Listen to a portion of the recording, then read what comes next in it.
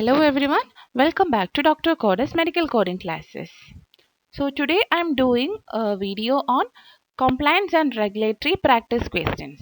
Okay, so as you all know, in CPC exam we have a small topic, compliance and regulatory section.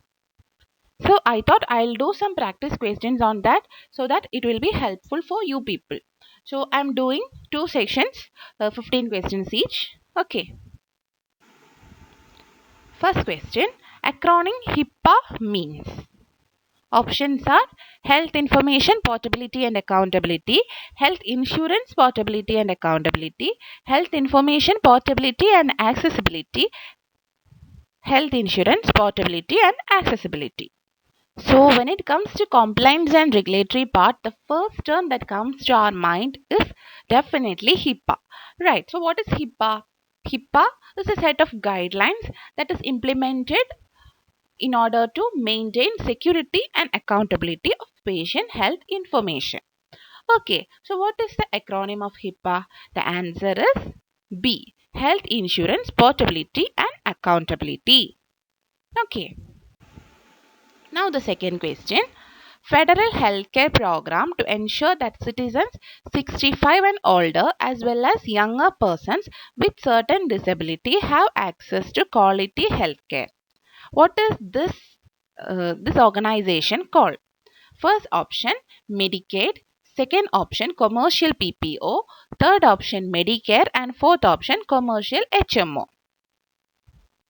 So this program comes under CMS. This program comes under CMS that in order to ensure old age above 65 years and younger person with disabilities, the federal health has started a program and that is known as Medicare. So the option is C. Okay, answer is C, Medicare. Next, third question. When a provider bill for extra tests that weren't performed on a patient, this practice is called A. Upcoding, B. Undercoding, C. Unbundling, D. Falsifying medical records. That is, the provider will be assigning some extra CPT codes and ICD codes that were actually not performed. Okay, what is that condition called?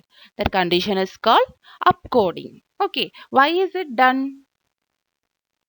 Because when they add more extra tests or extra services means extra codes means they will get more money from insurance company. Okay, that's so it is a malpractice. It comes under fraud and abuse category. Okay. Then fourth one, which of the following is an example of fraud? A. Reporting services with end payment indicator. B. Storing orders for radiology services in the film jacket. C. Coding for intermediate closure when a simple closure is performed. D. Having signed ABN prior to procedure that may not be covered. So the answer is coding for intermediate closure when a simple closure is performed, because you know intermediate closure is a more complex procedure. So the insurance will give more money for intermediate closure than simple closure, right? So even though the procedure performed is simple closure, the provider will be coding for intermediate closure in order to get more money for them. So it is an example of fraud. Okay, so the option is C. Next one is former name of TRICARE. Former name of TRICARE. Options are A. Champus, B. TRICARE, C. Bluecross, Blueshield, and D. COBRA. So the answer is Champus. Champus means Civilian Health and Medical Program of the Uniformed Service. So this insurance program, it actually provide insurance to active service members and retired military personnel. Okay. Sixth question, which title of HIPAA includes administrative simplification?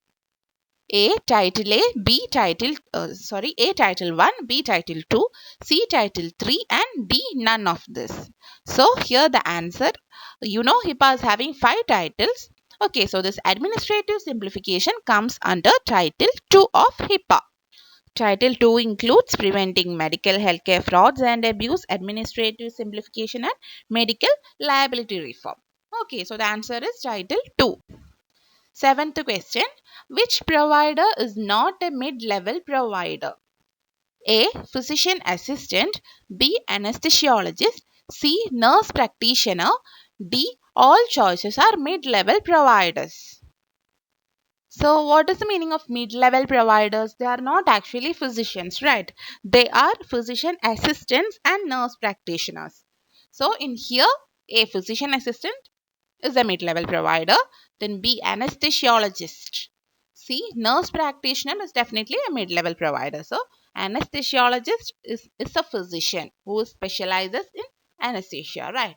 So, he is definitely a physician, not a mid-level provider. So, the answer is B. Then eighth question, EHR stands for.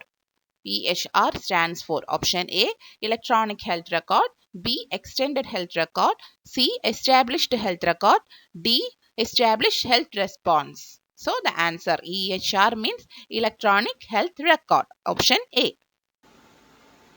The ninth question, which part of Medicare included services like hospital care, skilled nursing care, nursing home care, hospice care?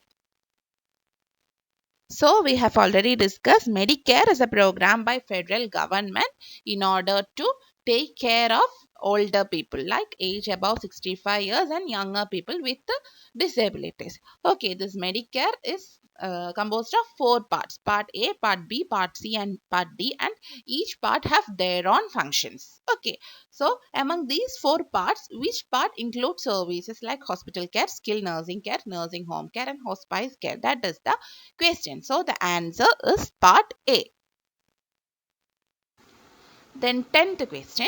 According to AAPC's Code of Ethics, an AAPC member shall use only dash and dash means in all professional dealings.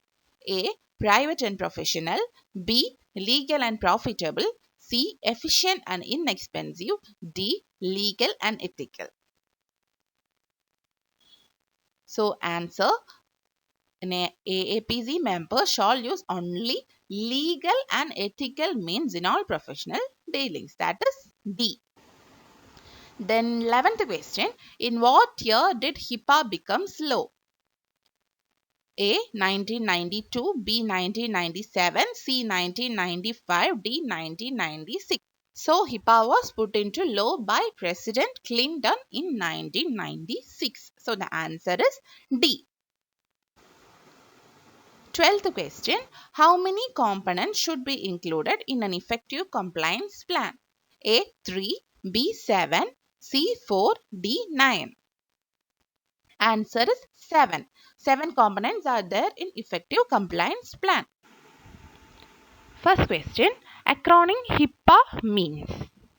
Options are health information portability and accountability, health insurance portability and accountability, health information portability and accessibility, health insurance portability and accessibility. So when it comes to compliance and regulatory part, the first term that comes to our mind is definitely HIPAA. Right. So what is HIPAA? The next one, agency maintain and distributes HIPAA level 2 codes are CMS. Okay, Center for Medicare and Medicaid Service. Next one, last question, which is not a covered entity under HIPAA. A. Medicare, B. Medicaid, C. Bcbs, and D. Workers' Compensation. So, among these, which is not a covered entity under HIPAA?